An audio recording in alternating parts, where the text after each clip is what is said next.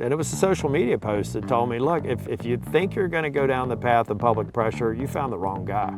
I respond to flexes, whether it's somebody in an airport coming after me or the President of the United States, the same way. Yeah, Thom Tillis, afraid of death threats. Then get the out of office. Look, if you want to threaten me, you better bring it.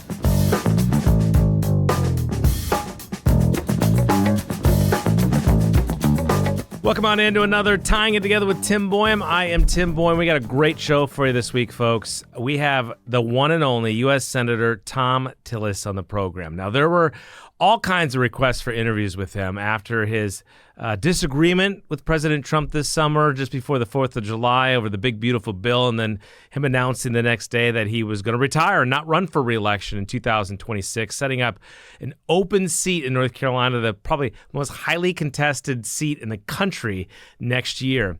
But I wanted to give a little room for him to breathe, to think about this for a while before I sat down with him. And I also wanted to talk with him in North Carolina. So we went back to Cornelius, where his political career started.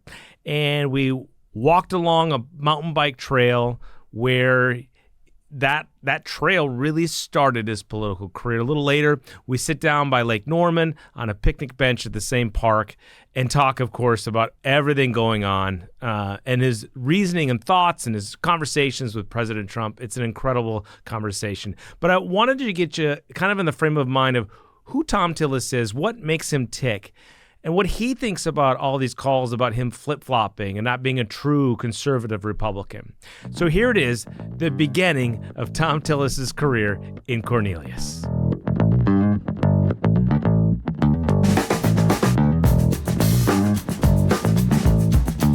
So tell me where we are first. This is about 20 acres of wood across the street from Jeton Park and Cornelius, where I used to play hide and seek with my dog. And there used to be a dump right over here that they ended up having to clean up. But I decided this would just be a great place for kind of an entry-level single-track mountain bike trail. Because at that point, I'd been riding for a couple of years after I moved to North Carolina. And I'm always looking for reasons to get people out in the woods. So this is where it started. It's a great piece of land, and you'll see it in a minute. And so you, this place launched your political career, right? Yeah, I did, because when I first had to find out who owned it, I didn't know if it was a future development, and I found out that Mecklenburg County owned it and the town of Cornelius was managing it, sort of like they did with Jeton. And the first time that I proposed the idea, you would have thought I was creating a blight on the town. But then I decided to do a typical management consultant presentation and proposed a single-track, environmentally sustainable mountain bike trail, all done by volunteers without taxpayer expense. And that was a proposal probably in 2000, late 1999, 2000. 7 years later, it got done. And by that time, I'd been on the Park and Rec Advisory Board because they invited me to after I proposed this trail. Town council, beat John Rhodes in a primary, legislature, speaker, Senate. But it was about the time that I became speaker. It was at 2007. It was a little bit longer than that when the trail actually got built. In some ways, rocking on this now has to feel good, right? Because this is like, I mean, you try to get a lot of things done in the Senate. This is something concrete you get done and still see. That's right. Actually, the only thing better than walking on it is riding on it. So we'll have to get you back on a bike sometime. It's fun. It's an entry-level trail with a few little obstacles. You'll see some track down here that get people out in the woods.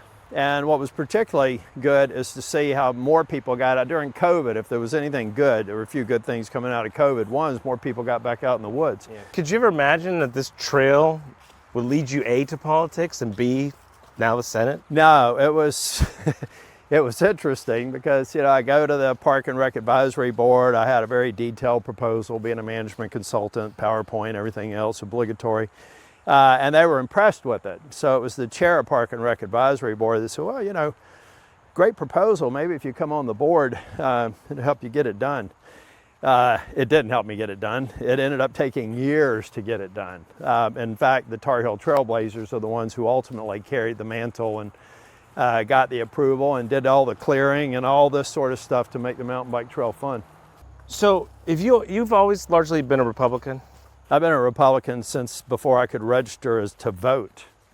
Yeah, back in Tennessee. When I turned 18, I registered to vote in Tennessee. I've voted Republican ever since. So you're a fascinating case to me about how people perceive you in the political world. Because Democrats will call you a right-winger. And some people in your own party will call you a rhino. Yeah. I think a large majority of people call you moderate. How do you describe how you became who you are politically? I think it's what's really interesting is just how uninformed all of those decisions are. Okay, so take a look at my time in the legislature. Multiple pro-Second Amendment bills, expanded concealed carry, et cetera, done on an incremental basis, but in totality significant. Tax cuts, reg reform, multiple pro-life bills done incrementally. If you were to take a look at, I could almost see why some Democrats would say I'm a fire-breathing conservative, because if you look at tax cut, annexation reform, pro-life, pro-Second Amendment, limited government, restrained spending, yeah, I guess I could look like a crazy conservative. But in the first 7 months that I'm in the legislature, I helped lead the negotiation on a compromise for a renewable portfolio standard, because the Democrats were about to pass the California renewable portfolio standard, which would have been devastating to the state. So we ended up coming up with a compromise. So that's where I guess maybe some Republicans would call me a rhino or liberal. But what those Republicans are not telling you, if we had not done that, we would have had a devastating renewable portfolio standard in North Carolina, like California, that would have destroyed us. And if we hadn't compromised, that would have happened. And we dodged that bullet in 2007. So when people ask me, you know, what's changed, I said, not a damn thing, except maybe you are paying a little bit more attention to the work that I've done over the last 20 years. Is in a lot of ways the root of your politics, your background though, also as a business management consultant? You want to get things done, and sometimes you have to take a little something you may not like to get that done? Well, it is. I think it is. I think a lot of it's just training and methodologies and execution. You know, you have all these people, you know, most home run hitters through the ages in baseball, the greatest home run hitters also have some of the biggest strikeout averages in history. And I think we got a lot of home run hitter wannabes, but people that don't even get on base politically or legislatively. They're just not getting work done. And I know they're kind of playing to the camera, and they're playing to the social media model today, and they're exploiting populism that we're in right now. But the reality is, all of those people have one thing in common who consistently judge me on being a conservative or not. They don't get anything done. So all they are talking heads that happen to get elected, and I don't have much patience for those kind of people. So when I go about trying to get things done, I make that abundantly clear to them. Why on earth would I work with people that can't demonstrate they know how to legislate? You go to the ones who can. So would you define yourself as a, and I know I talked to Pat McCrory about this. He can't stand labels, which is why he's with No Labels, I guess. But, would you? It's the name of a group, by the way. It's kind of funny. Would you define yourself then as a conservative Republican? Is that how you would label it's yourself? like I said, you know, anybody that wants to go toe to toe with me on conservative outcomes, name the place, name the venue, invite whatever news outlets you want to, and we'll have a great quality discussion. Yeah, there's people like Mark Robinson. Mark Robinson says he's a true conservative. Mark Robinson has 0 legislative accomplishments in his career. How can, if that's what a true conservative is, I don't want to be a true conservative. I want to be somebody who makes promises, fulfills promises, accepts something short of perfect if it moves the ball down the field, or if it moves the football down the field. So, some people call it flip-flopping. I know you've heard all this stuff about Give issues me an like example. gay marriage, for instance. Yeah. And I know I was there on the floor of the House and interviewed you, and you predicted that it would change. But, and I mean, all kinds of things. So I could probably list off a few of them. But what? To me, it seems like an evolution Explain how you change on these I'm things. tired of lazy critics. I really am. They bore me. They've always bored me. And now my patience with them is running thin, because I'm going to try and leave as a legacy speaking truth to people who deserve to be outed. Okay, so take respect for marriage. I was just talking about this the other day. We were at a position where the Supreme Court has ruled in Obergefell, right? Now, what respect for marriage, I saw an opportunity there to say, if states want to ban gay marriage in the future and the Supreme Court ruling gets overturned, then can't we at least provide certainty to couples who are in states that allow gay marriage or civil unions to have that contract honored no matter where they go in the United States? That's all we did, full faith and credit. We didn't legalize it, we didn't codify it, but you know what we got in exchange for that, which people are increasingly paying attention to? Some of the most expansive religious liberty protections that's ever been put into statute. It's already been used to defend religious institutions in federal district courts. In fact, one case cited the reference to that language as a basis for dismissing a case that was about to go to discovery. And so are you telling me, just providing certainty to couples who are married and in a union, that if in the future, if the posture changes, that they can have certainty that those contracts will be honored no matter where they go in the United States, is a bad thing? That's one example. And that's why we had the Church of Latter-day Saints and others endorse the bill, because they got how important that religious liberty language was in statute. And quite honestly, I'm surprised that my colleagues on the other side of the aisle accepted it. Do you think some of this is it's either you're with us or against us kind of arrow? Yeah, I'm not into binary decisions in politics. That's inherently undemocratic. But that is how they work. You're either with us or you're against us. Well, some of the most enduring and most profound policy that's ever been implemented by the U.S. Congress has been a result of an intensive, difficult, bipartisan process. That's what makes this country different from all others. I mean, I remember the first couple of years, everything seemed pretty normal and whatnot. Trump comes in 2017. Yeah. Did you notice things changed right away for you? And I don't mean because of him necessarily, just the era and...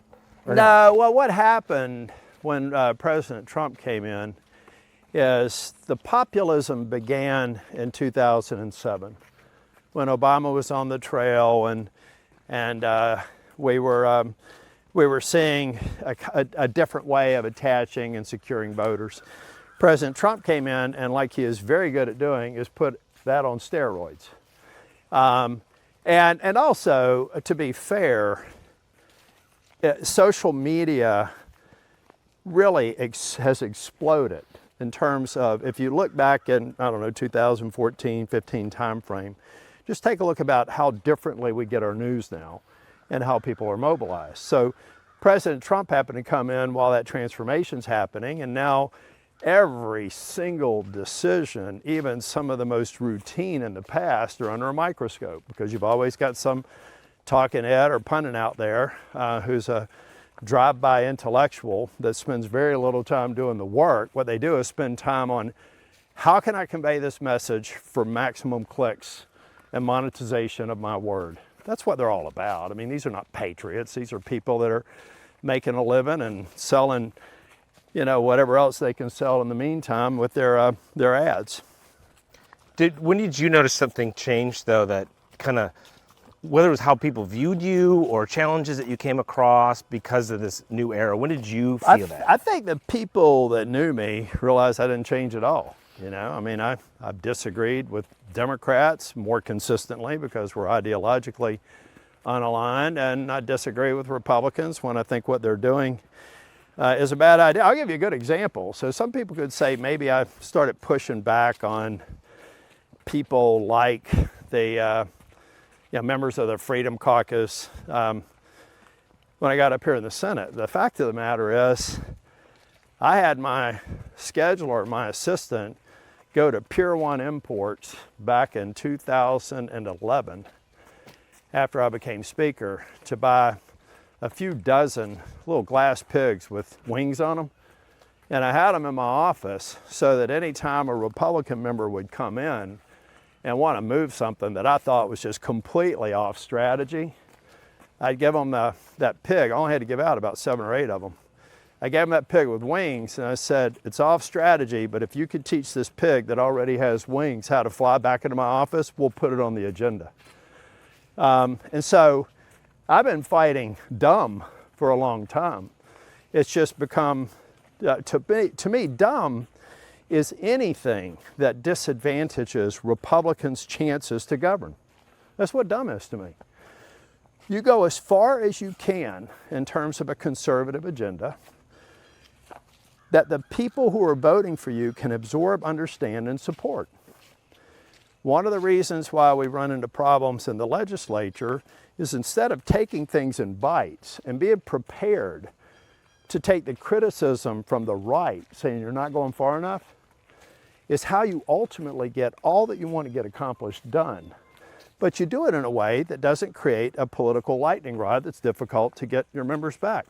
You know, if you're Speaker of the House or you're the head of the Senate, your number one job should be making sure that you leave that chamber at or above the level you found it in terms of the majority. And your decision making has to be driven by that. And if you're in a state like North Carolina, which is a purple state, I would argue on any given issue, just left or right of center, leaders that get that can stay in power for a long time, and parties can, and the ones that don't will get kicked out. All right, so that was the mountain bike trail, and we walked for probably about a mile. And I was watching my watch, checking the steps and the count there. And as you saw there, my photographer, he walked backwards the entire time. So I said, it's probably time to sit down and have a conversation. This is going to be the part where many of you really are listening to this for, because I'm going to dig deep about the conversations that he had with President Trump, when he started thinking about he may or may not run, and what was that like, what he told his family, some death threats that he's gotten over the years, and also what we start with here, that censure backed by his own party in 2023. Here it is, the rest of our conversation. You mentioned we were walking, the censure. Yeah. What do you think about the censure now?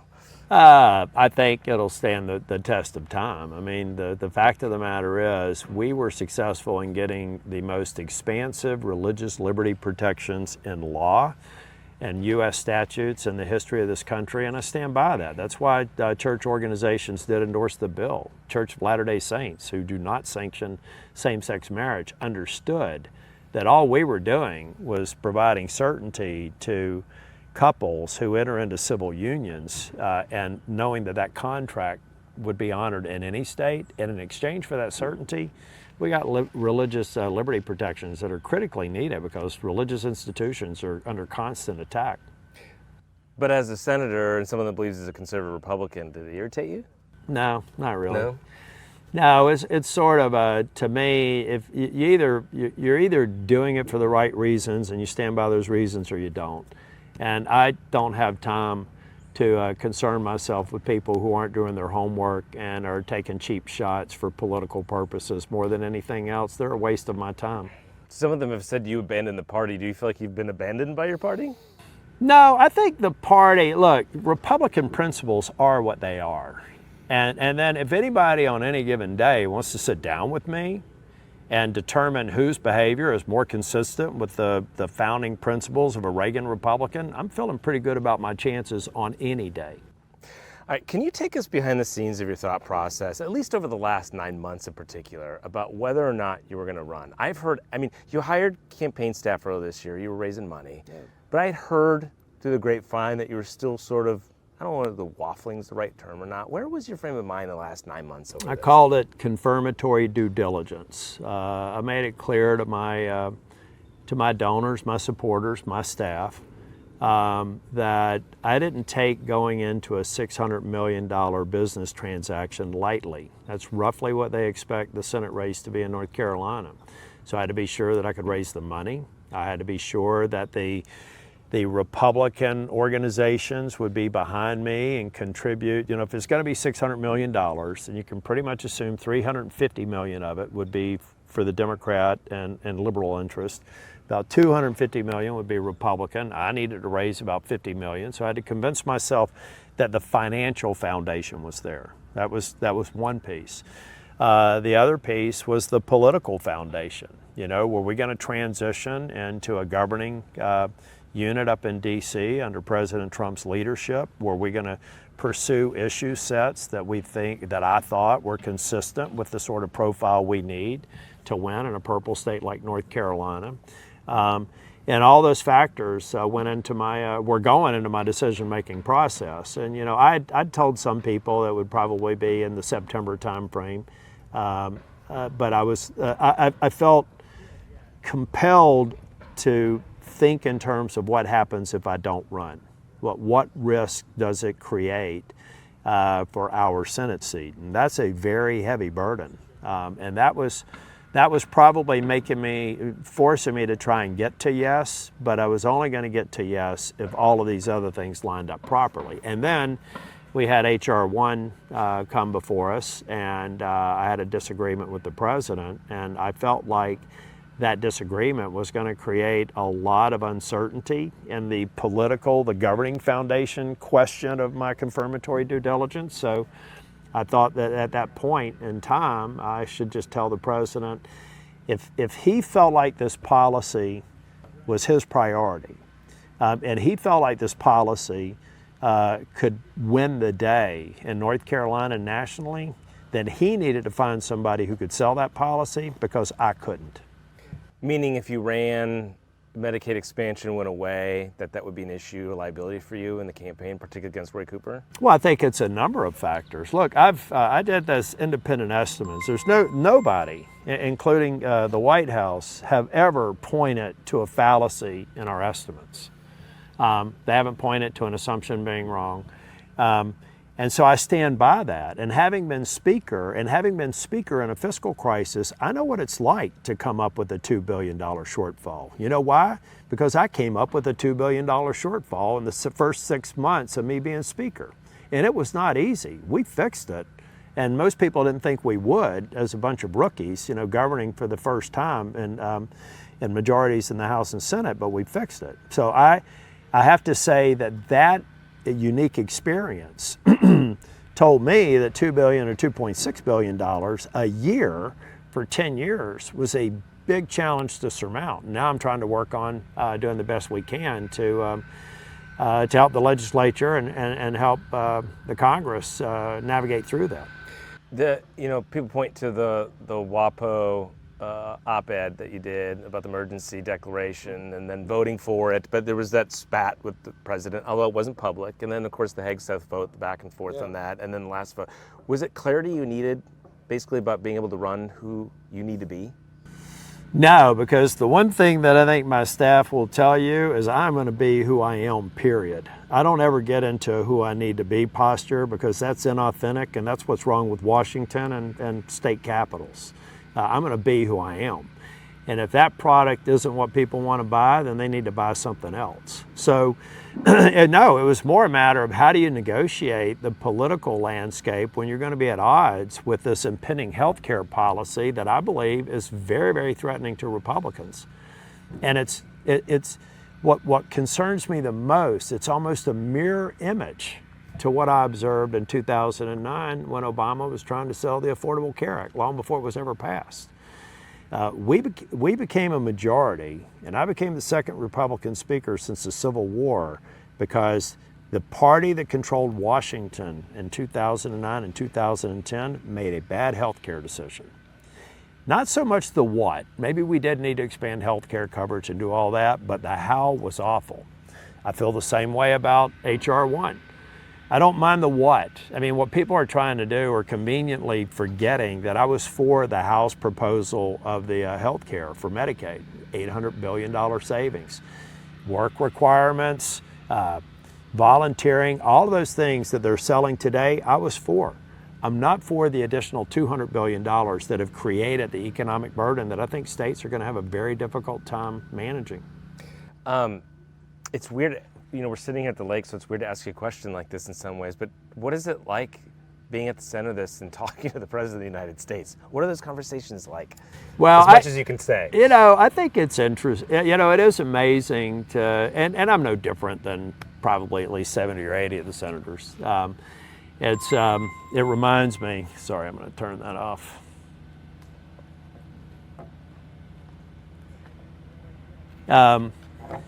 Most of these people are natural people doing the same thing when they have the luxury of being home. There are a few that probably carry the same persona that they have in D.C. all the way up until they're with their immediate family, and then hopefully they're normal people then. But D.C. has a way of changing a lot of people, but most of the people when they get back home are doing the same things. What were those conversations? Maybe not in the woods as much as me, maybe not doing all the other crazy things I do, but at least getting out of the park. What, as much as you can tell me though, what are those conversations, what were they like with the president? Even that last, well, I've had a conversation subsequent to that, but the conversation when I told the president that it was time to find my replacement, because I was not going to change my posture. It would mean that I'd have to take a public position that was absolutely counter to everything that I knew on the healthcare policy. They've all been pleasant conversations. I mean, he may drop an F-bomb, I may drop an F-bomb. That's because we use that language, in discussion with colleagues or others maybe. But we've never really had a cross discussion in that way. And frankly, it was the first time that I've ever had a discussion that prompted a social media post. And it was a social media post that told me, look, if you think you're going to go down the path of public pressure, you found the wrong guy. I respond to flexes, whether it's somebody in an airport coming after me or the President of the United States, the same way. If I have a principled basis for my position, you're not going to change it. I don't care who you are. So that social media post, was that kind of that moment that you knew? Yeah, it was about 10 minutes later. I said, now would be a good time to find my replacement. And about 10 minutes after that, he said he'd be seeking interviewees for the role. A lot of people think I decided to resign after he posted that. I actually told the president it was time for him to get started. So I was glad that he posted immediately. He needed to get a replacement soon because Michael Whatley, who's the presumptive nominee, needs every ounce or every second of daylight to be best positioned to win next year, and I hope he wins. You must have had a moment of clarity though. You didn't call your wife apparently. No, I'm bad at that. It's the same thing when I quit my job to go full time in the legislature. I told my wife that evening. So. Note to self: don't do that anymore. But you clearly had some clarity there. I mean, I did. No hesitation. I did, but again, I'm so methodology focused. So this was just another encounter and confirmatory due diligence that started after I knew who won the election last year. So it wasn't an emotional decision. I did after my chief of staff and I were on the phone. I've never actually read the entire Truth Social post.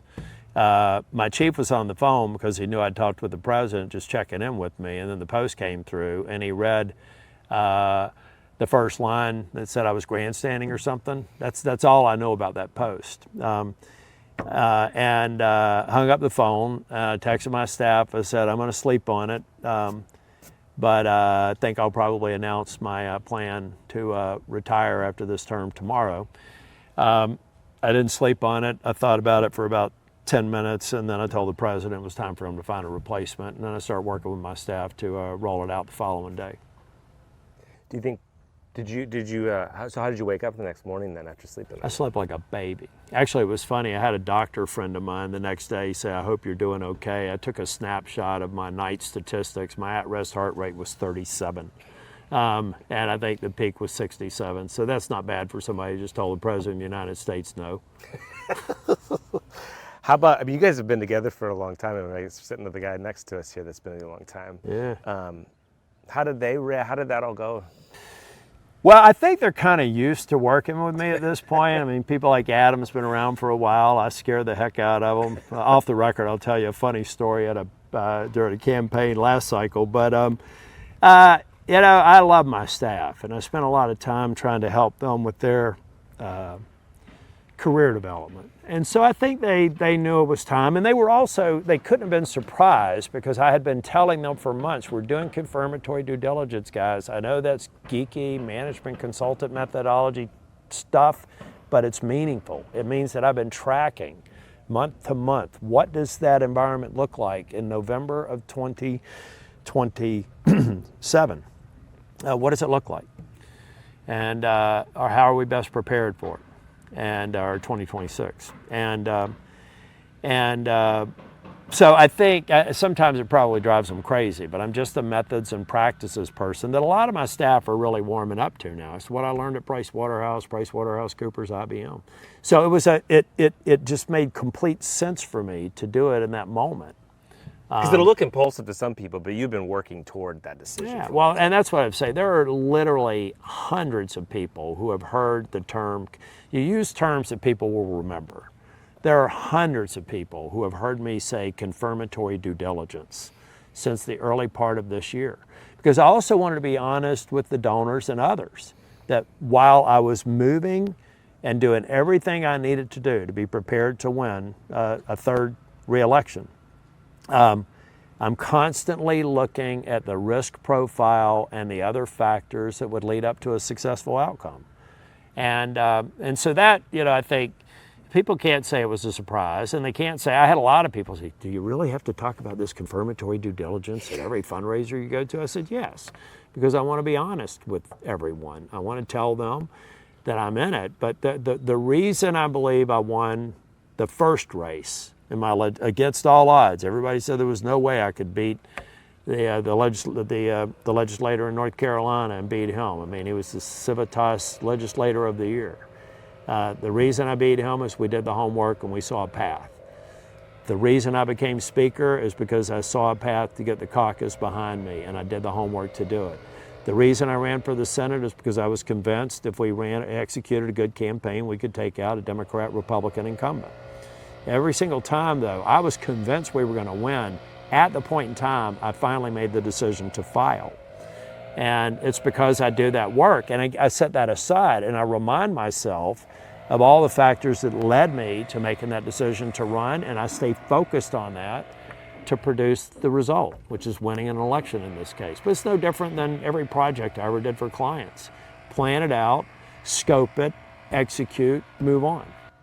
Do you think you could have won in 2026? I have no doubt we would have won if we ran in 2026.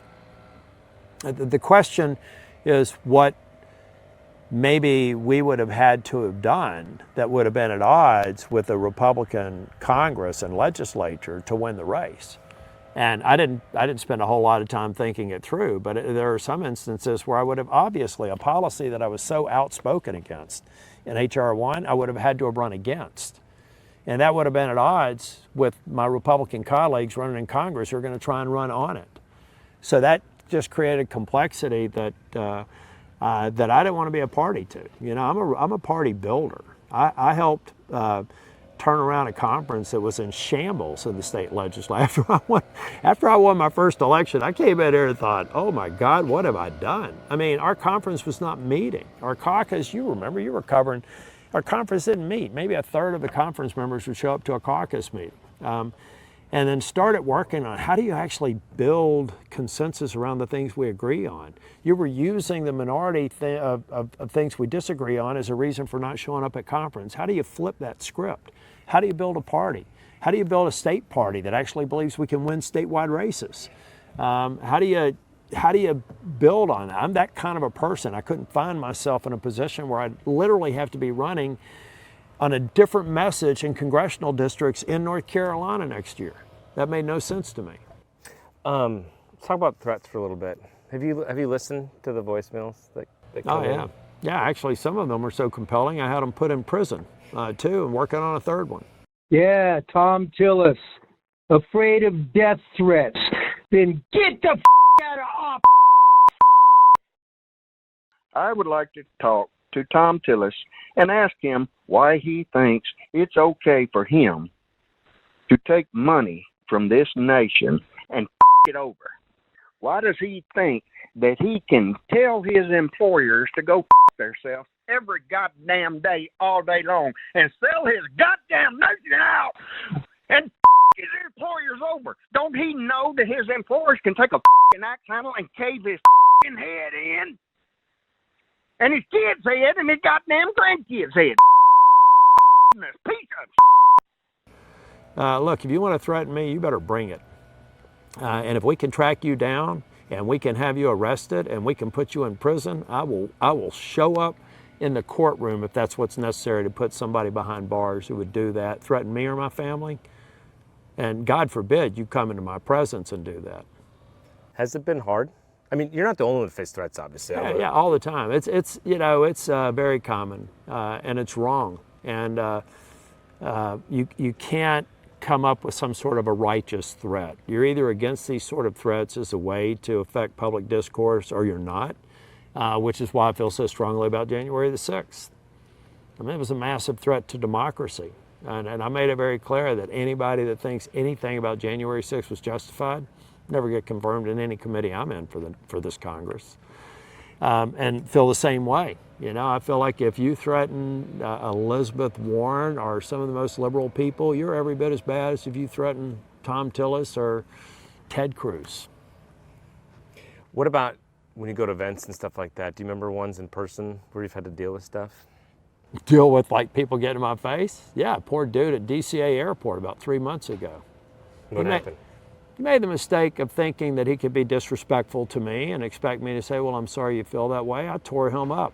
And I hope he watches this interview and remembers what I did, because I don't take that. I mirror people's behavior. I know it's at odds with the idea of the golden rule, but this is the way I've worked consistently for the 20 years that I've been in public service. If you come up to me and you say, look, I really disagree with your vote on fill in the blanks. Can you give me some idea why you went that way? We're going to have a long conversation and it'll end when you choose to end it, because you're genuinely interested. You got curiosity. You get up in my face and say I'm some sort of a hack rhino that voted against or that prevented Ed Martin from being confirmed, which was the subject matter in DCA airport, and you raise your voice at me or you get an aggressive posture, you're going to get it right back. Just ask that guy at DCA. He lives here in Charlotte. Ask that guy in DCA how I take that kind of crap.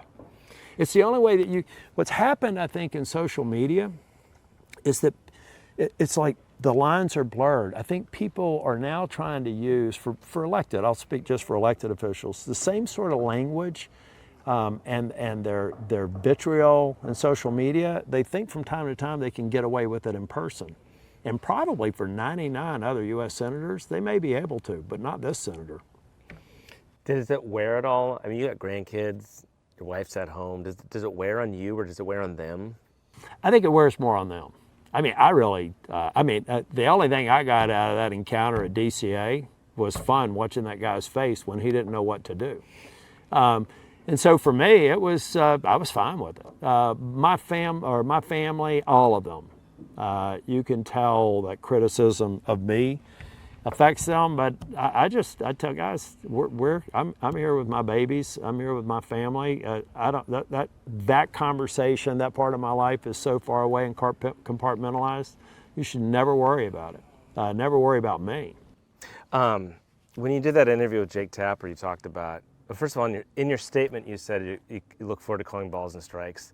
In the Jake Tapper interview on CNN, you mentioned about calling out people in the White House at some point. Yeah.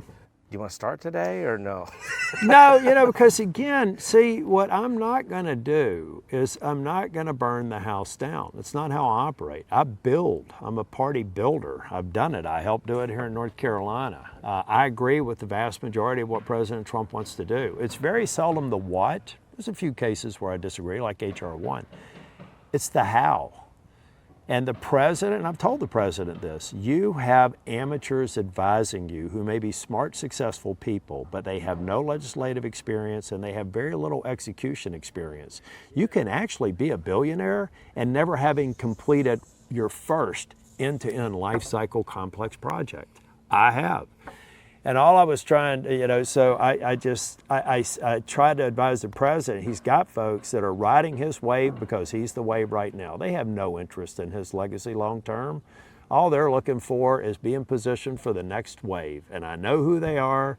And over time, I hope that I can expose it quietly and confidentially to the administration so that they move on and this president can have a good legacy. The last communication I sent to the president, it's not verbatim, but pretty close. I said, if I accomplish nothing else over the next 18 months, I hope I can prove to you that you have people in the White House who are advising you who couldn't care less about your legacy, and I do. Did he respond? No, I didn't expect them to. But it was important for me to let them know that, look, it's not about Donald J. Trump. It's about the fact that he's a Republican president. And I have a responsibility as a U.S. Senator to make every president successful. But I have an especially weightier burden to make every Republican president more successful. Why on earth would anybody with their right mind think that I, as a Republican, could find any value and trying to undermine the President of the United States to push a legitimately conservative agenda forward? Why would that make sense on any level? What can I possibly gain from that? So if I'm actually willing to take the step to tell the President, you need to look around this corner because your staff aren't for you, they probably ought to take a look at it. I think a lot of people think you're going to go to K Street and lobby, make millions of dollars after you get a Senate. Have you thought about life after the U.S. Senate yet? You got plenty of time to do that, but I'm not going to be a lobbyist. I'll maintain a relationship with the members that I like in D.C., and maybe I'll help, things like immigration reform and other things that I'd really like to get to a good place. I'm going to work on those sort of things to kind of scratch the itch, but I've still got more business experience than I do political experience in terms of years of experience. I want to go back to doing real work. And mountain biking. I met Cal, by the way, at Big Ed's. Cal Cunningham. Did you? Yeah. You guys That's get the along. first. That's the first place we had breakfast 6 weeks after the election. That's why we met. Well, there. see, it was really funny because Cal, the way this all started was Cal and I, we were at WRAL, we were about to do a debate. It's the first time we'd ever been in the same room together. He's in the the waiting room. We come in, and Cal's being his typical bubbly self, and we're walking. It was funny. It was like the Foghorn Leghorn cartoon. We're like walking in, and we're talking. He said, after this all over, win or lose, we ought to break bread sometime. I said, I think that's a great idea, Cal. And then we walk in, and so we're having this wonderful conversation. We walk in, it's like, that man is the devil. That's our opening statements back and forth. And then we went back, and then like Foghorn Leghorn, if we got out, well, we'll see you, Cal. We walked out. That was literally our first interaction with each other. And so after I won, I called him up and said, hey, we were talking about breaking bread, why don't we do it? So we went to Big Ed's. And when we sat there, we had this waitress. She kept on looking at us. She came back and forth. She finally said, are you Thom Tillis and Cal Cunningham? I said, yeah. She said, I'm texting with my husband. He said he doesn't believe it. There's no way y'all be sitting together. Can I take a picture with y'all? Yeah, and we've maintained contact since then. The reason I ask about this is I know both of you pretty well. You seem like you're two people that if you were both senators, you could work together. Yeah, we could. Yeah, we definitely would have found a way to work together. Unfortunately, that outcome was mutually exclusive. Yeah. And I won, Cal. but it is, and I know he's talked about how, not to rub it in or anything, right? Yeah, not to rub it in. I mean, it's objectively true. But he's talked about how you guys are trying to bring back civility by getting along. Do you see a path toward that anytime in the near future? Yeah, I do. I still think that we're going through a populist era, like I said earlier, and that things will right itself over time. But it comes. I think I get a surprise just yesterday. I was in a meeting, and somebody asked me, how are you going to fix this? I said, I don't know. How are you going to fix it? It's just an individual. I said, you ever spoken up when you think people have crossed the line on the way they're talking to a public official? Have you ever gone door to door for somebody who looks like they're really committed to civil discourse? Have you ever contributed to a campaign, volunteered? I knew what the answer was going to be. I said, so what are you doing? Because if you all think that this only changes with a handful of elected officials who operate this way, it's never going to change. It's going to get worse, particularly now that we have the challenge of social media amplification. So, but I think it is. But the way you do it, see, this whole talking circle, happy, can't we all be friends thing, it's antithetical to the two-party democratic system we have here. There's always going to be noise. The real way that you get to civil discourse is to find things you can agree on and make law, and then reflect on how that happened. So the bipartisan deals that I've been involved in were examples where we checked our ideologies to a large extent at the door and worked on something that we thought was somewhere in the center.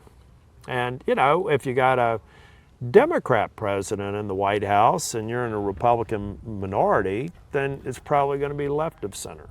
You got a Republican in the White House and you got a Republican majority, I wouldn't negotiate anything that wasn't right of center. And any Democrat that would be opposed to that needs to really look at what bipartisanship means when you're in the minority. All right, another big thanks to Thom Tillis on his August recess for spending some time taking a walk and sitting down by the lake for a great conversation. We'll see you next week.